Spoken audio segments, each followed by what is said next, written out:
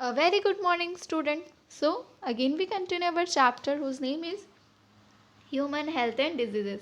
Okay, in this video, our topic is prevention and control of diseases. कोई भी disease जो है अभी जैसे कि इसके पहले हमने जितनी वीडियोस मैंने आपको दिए उसमें क्या था डिजीज़ के बारे में थे लाइक जो डिजीज़ प्रोटोजोआ से हो रहे हैं, वायरस से हो रहे हैं, बैक्टीरिया से हो रहे हैं। तो ये जो डिफरेंट डिफरेंट माइक्रो ऑर्गेनिज्म से जो डिजीज़ेज हो रहे हैं उसके बारे में हमने स्टडी की थी। अब इन डिजीज़ से हम कैसे बचें, उसको कैसे प्रिवेंट करें, कैसे कंट्रोल करें, उसके बारे में हम इस टॉपिक में स्टडी करेंगे। ओके, तो चलिए स्टार्ट करते हैं। तो सबसे पहले कुछ चीज़ें आपको खुद को पता है कि हमें क्या क्या मेजर्स अपनाने चाहिए जिससे हम डिजीज़ से बच सकते हैं। Like personal and public hygiene, है ना। हाइजीन अगर हम बना के रखें, साफ़ सफाई बना के रखें, तो उससे हम बहुत से डिजीज़ से बच सकते हैं। उसके अलावा वैक्सीनेशन, आप देखते हो बच्चे जैसे ही बच्चे का बर्थ होता है उसके बाद उसकी वैक्सीनेशन शुरू हो जाती हैं। ये जो वैक्सीन से ये क्या करती हैं, डिजीज़ से बचाती हैं हमको, है ना। जैसे कि अभी आप देख रहे हो अभी रिसेंट में ये जो पैंडमिक चल रहा है दैट इज़ कोरोना कोविड-19, इससे बचने के लिए अभी तक कोई वैक्सीन नहीं आई है। उस पर बस ट्रायल चलते जा रहे हैं बट अभी तक कोई वैक्सीन नहीं आई है। तो ये वैक्सीन क्यों ढूंढा जा रहा है, क्यों? क्योंकि अगर वो वैक्सीन आ गया और उसको सब लोगों को लगा दिया जाएगा तो क्या होगा, हम कोविड-19 से बच सकते हैं, जो कोरोना वायरस है उससे बच सकते हैं। ओके, तो वही चीज़ें। और इसमें इस टॉपिक में हम प्रिवेंशन और कंट्रोल पढ़ रहे हैं। तो जैसे कि अब कोरोना के बारे में ही बताती हूँ मैं आपको। कोरोना में हम क्या क्या प्रिवेंशन अपनाएंगे तो हम कोरोना से बच सकते हैं, कोविड-19 से बच सकते हैं। तो प्रिवेंशंस क्या है, लाइक सोशल डिस्टेंसिंग सबसे पहला, कि हमको 2 गज का दूरी बना के रखना है। उसके अलावा सेकेंड इज़ मास्क, कि हमको पूरे टाइम जब भी हम पब्लिक प्लेस में हैं तो वहाँ पे हमको क्या करना है, मास्क को लगाना ही है। देन थर्ड चीज़ इज़ सैनिटाइज़र, सैनिटाइज़र का यूज़ करना है। किसी से भी अगर हम मिल के आ रहे हैं या बाहर से आ रहे हैं तो हम क्या करें, सैनिटाइज़र अपने हाथ मुंह में, अपने मतलब जो हाथ है उसको मुंह वगैरह में लगाने के पहले सैनिटाइज़ करें, है ना। ताकि वो जो कोरोना वायरस है जो कि बाहर जो बहुत ज़्यादा इन्फेक्शियस है, बहुत ज़्यादा स्प्रेडेबल है, उससे हम क्या कर सकें, बच सकें।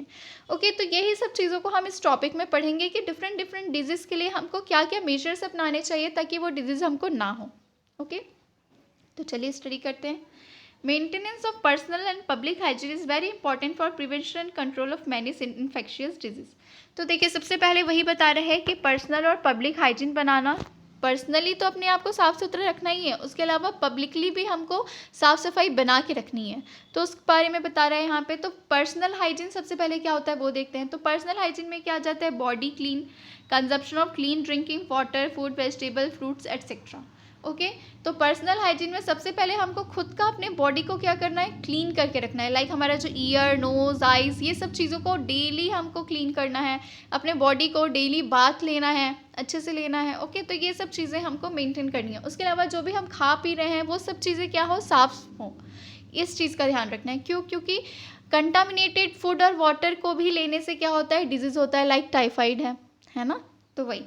उसके अलावा पब्लिक हाइजीन में क्या बता रहे हैं, include proper disposal of waste and excreta, periodic cleaning and disinfection of water reservoirs, pools, cesspool and tank, and observing standard practices of hygiene in public catering. तो देखिए पब्लिक में क्या बता रहा है, पब्लिकली अगर हमको हाइजीन मेंटेन करना है तो क्या करना है, प्रॉपर डिस्पोजल करना है। मतलब जो भी गार्बेज वाली चीज़ें हैं उसको हमको प्रॉपरली डिस्पोज करना है। लाइक अगर हमारे घर से भी जो गार्बेज निकल रहा है तो उसको ऐसा नहीं है कि हम घर से खिड़की के बाहर फेंक दें या छत से नीचे फेंक दें। सिर्फ ये करने से नहीं होगा, हमारा सिर्फ घर को साफ सफाई नहीं रखना है, हमको पब्लिकली भी क्लीन रखना है। तो क्या होता है, मॉर्निंग में जैसे आते हैं स्वीपर्स, है ना, तो उनकी एक गाड़ी होती है, उसमें हम उसको दे देंगे कचरे को, तो वो क्या करते हैं, एक प्रॉपर प्लेस में शहर से दूर जाके उसको क्या करते हैं, डंप कर देते हैं। ओके, तो ये चीज़ करेंगे तो क्या होगा, प्रॉपर डिस्पोजल होगा गार्बेज का। उसके अलावा कहीं पे भी लोग देखते हैं, आप इंडिया में स्पेशली क्या होता है, लोग कहीं पे भी आते जाते टॉयलेट वगैरह कर देते हैं, तो ये सब बहुत ज़्यादा गलत है। पब्लिक टॉयलेट का यूज़ करना चाहिए, वो पब्लिक टॉयलेट को भी हमको क्या रखना चाहिए, क्लीन रखना चाहिए, ताकि कोई भी इन्फेक्शन का खतरा ना हो। उसके अलावा जो मेस वगैरह चलते हैं, जहाँ केटरिंग का काम होता है, वहाँ पे भी क्या हो, हाइजीन मेंटेन हो, ताकि जो लोग उस खाने को ले रहे हैं, जो लोग उस खाने को खा रहे हैं, उनको कोई प्रॉब्लम ना हो।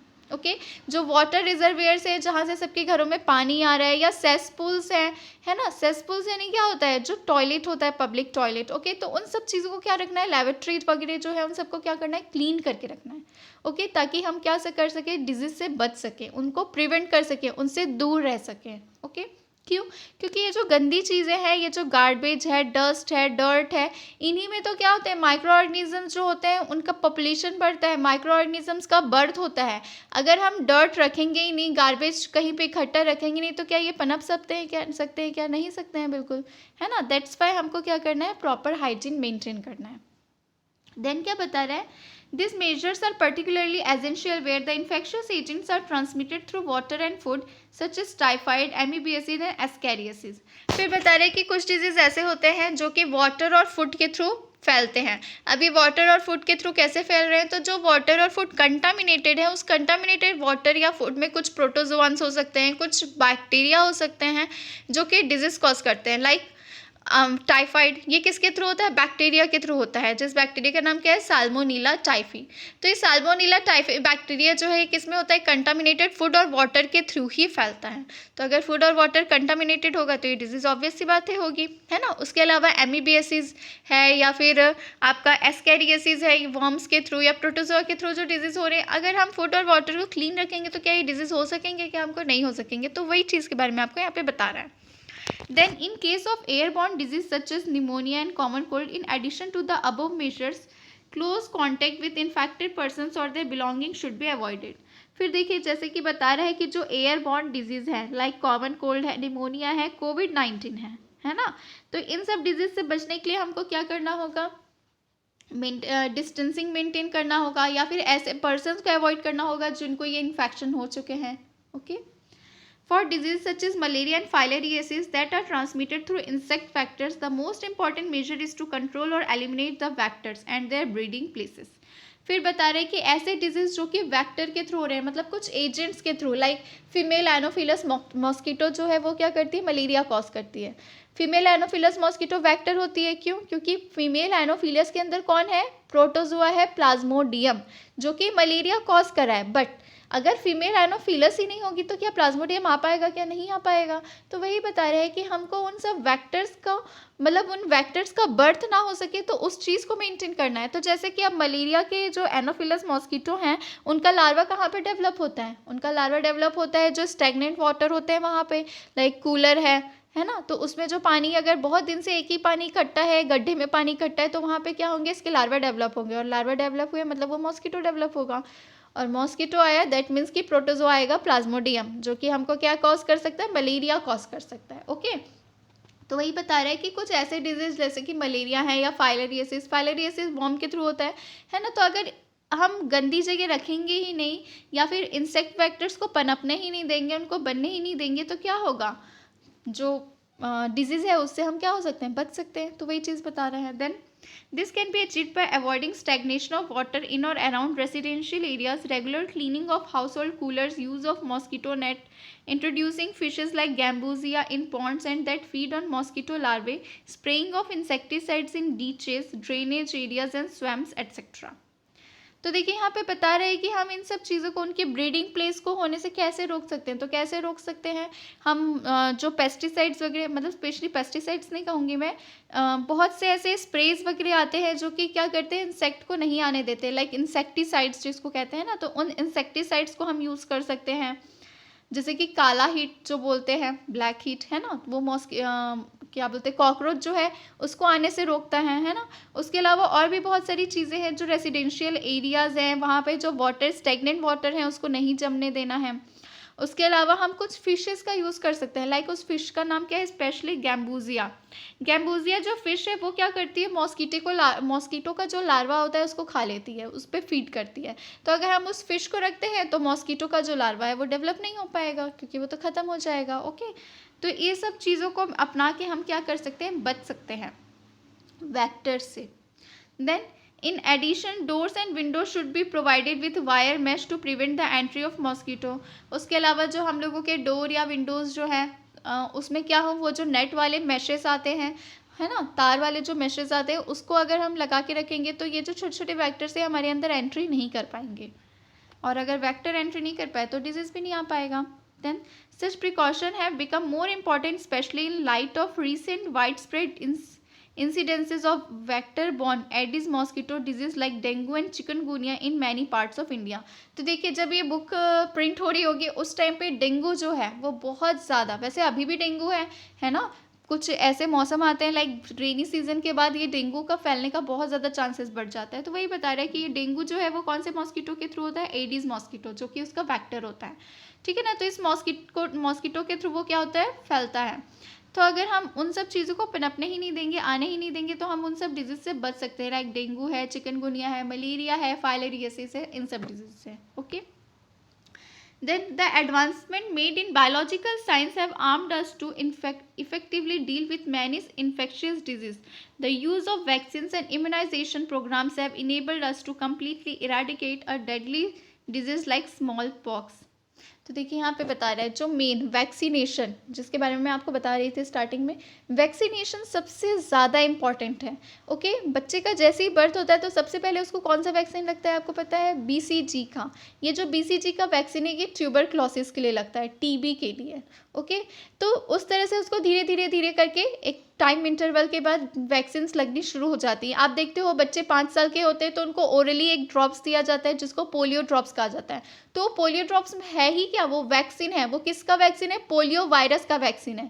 ये जो पोलियो वायरस है, अगर ये पोलियो वायरस हमारे बॉडी के अंदर एंटर कर गया तो क्या करता है, ये हमारे पैर को पैरालाइज कर देता है, मतलब उसमें मूवमेंट नहीं हो पाता है अच्छे से, वो जो पर्सन है वो नहीं चल पाता है। ओके, क्योंकि ये जो पोलियो वायरस है वो इन्फेक्ट कर देता है हाथ पैर को। ओके, तो इसलिए क्या किया जाता है, वैक्सीन दिया जाता है, पोलियो वैक्सीन। ये जो वैक्सीन होते हैं ये एक्चुअल में होते क्या हैं, उन वैक्सीन में वही डिजीज कॉज करने वाले माइक्रो ऑर्गेनिजम्स होते हैं, बट वो जो माइक्रो ऑर्गेनिजम्स है वो किल्ड फॉर्म में होते हैं, मतलब उनको किल करके या तो हमारे बॉडी के अंदर डाला जाता है या फिर उनको एटेन्यूएट करके डाला जाता है। एटेन्यूएट करना मीन्स व्हाट, कि उनको ना तो एकदम जिंदा रखे ना एकदम मार दिए, मतलब उनका जो डिजीज कॉज करने की जो कैपेसिटी है उसको ख़त्म कर दिए हैं।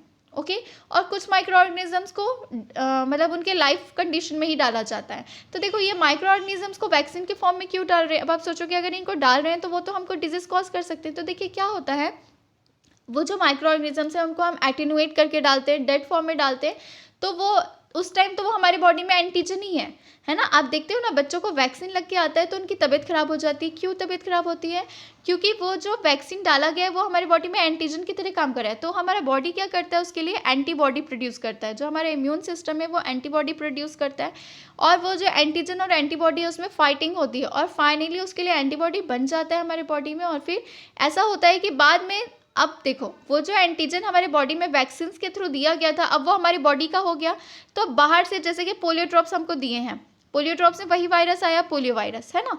अब अगर बाहर से पोलियो वायरस आ रहा है, इन्फेक्टेड पोलियो वायरस आ रहा है, वो हमको डिजीज कॉज करने के लिए आ रहा है, लेकिन पहले से हमारे अंदर पोलियो वायरस प्रेजेंट है ना, वो हमारा अपना वायरस है, तो वो क्या करेगा, उस डिजीज से लड़ेगा, मतलब वो उसके लिए एंटीबॉडी रिलीज करेगा, उसमें फाइटिंग करेगा और फिर उस वायरस को बाहर भगा देगा। तो हमको पोलियो हो पाएगा कि नहीं हो पाएगा।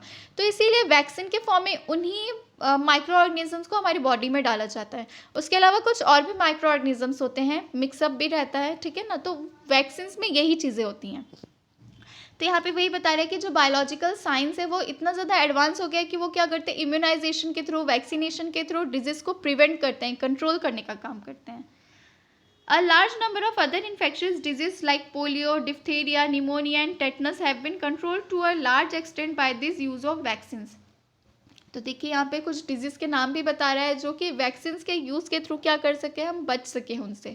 हमको पोलियो है क्या, नहीं, क्यों, क्योंकि हमारे पेरेंट्स जो हैं वो अवेयर थे कि हाँ भाई इनको वैक्सीन लगाएंगे तो इनको ये डिजीज़ नहीं हो पाएगी। तो बचपन में हमको पोलियो ड्रॉप्स, देखो वैक्सीन भी अलग अलग तरीके से, कुछ वैक्सीन जो होते हैं इंजेक्शन के फॉर्म में दिए जाते हैं और कुछ वैक्सीन जो होते हैं वो ओरली दिए जाते हैं। जैसे कि पोलियो ड्रॉप्स वो हमको ओरली दिया गया है ना, माउथ के थ्रू दिया गया है, तो इसीलिए उसको हम ओरल वैक्सीन कहते हैं। तो ये जो वैक्सीन है ये हमको दिए गए हैं तभी तो हम इतने सारे डिजीज से बच सके हैं। Okay, Biotechnology, about which you will read more in chapter 12, is the verge of making available newer and safer vaccines. Discovery of antibiotics and various other drugs are also has enabled us to effectively treat infectious disease. तो यहाँ पे बता रहे हैं कि जो biotechnology के ऊपर आपका चैप्टर है उसमें आप स्टडी करेंगे। अभी जो ये जो वैक्सीन वगैरह बनती है ये सब कौन बनाते हैं, बायोटेक्नोलॉजिस्ट जो हैं वही तो इसमें मतलब रिसर्च करते रहते हैं, क्योंकि बायोटेक्नोलॉजी में क्या करते हैं, जो बायोटेक्नोलॉजिस्ट है या जो माइक्रोबायोलॉजिस्ट है ये माइक्रो ऑर्गेनिजम्स पे ही वर्कआउट करते हैं कि हाँ कौन सा माइक्रो ऑर्गेनिज्म डालेंगे तो ठीक होगा या जो भी है ये सब स्टडी। ओके, तो आप ये चैप्टर में और भी ज़्यादा अच्छे से पढ़ोगे। उसके अलावा बता रहे कि बहुत से ऐसे ड्रग्स हैं, मतलब बहुत सी ऐसी मेडिसिन हैं जो हमको क्या करके रखते हैं, डिजीज़ से प्रिवेंट करके रखते हैं। ओके, तो ये था कि हम डिजीज़ से कैसे कंट्रोल और प्रिवेंट कर सकते हैं इस टॉपिक में। अब नेक्स्ट टॉपिक में मैं आपको इम्यूनिटी के बारे में बताऊंगी। जैसे अभी मैंने आपको वैक्सीन्स के बारे में बताया, तो वो वैक्सीन्स जो है वो किसके अंतर्गत आती है, इम्यूनिटी के अंदर। तो वो जो इम्यूनिटी है, अभी आप बहुत ज़्यादा सुनते होंगे इम्यूनिटी वर्ड कि अगर हम अपना इम्यूनिटी हमारा अच्छा रहेगा तो हमको कोविड-19 नहीं हो सकता, और अगर कोरोना वायरस इनकेस हमारे अंदर आ भी गया तो हमारा इम्यूनिटी अच्छा है तो वो कोरोना हमारा कुछ नहीं कर सकेगा, है ना। आप सुनते होगे, तो वही इम्यूनिटी के बारे में हम नेक्स्ट टॉपिक में देखेंगे। So today's class is over. Thank you, have a nice day and keep studying.